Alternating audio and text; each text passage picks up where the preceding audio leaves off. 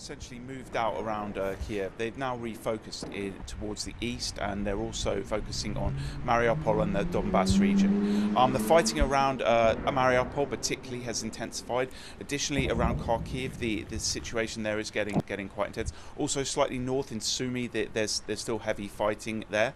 Here around in Kyiv, it's very much stable now at the moment, as the forces have withdrawn from Butcher, Irpin, and Drop-Off and Hostomel, the areas north.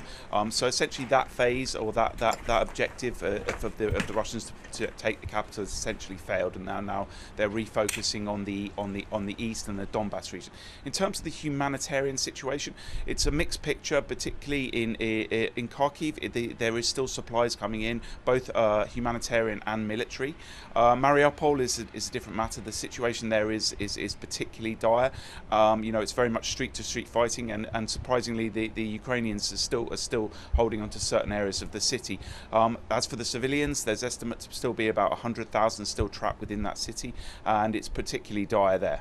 In terms of supply of weapons, they've been coming through. The train lines, particularly from the west, have brought in a lot, and it has actually increasing supplies have got in. In terms of the intensification of NATO's involvement in the EU, later today we have the EU President Ursula. She's going to meet Zelenskyy.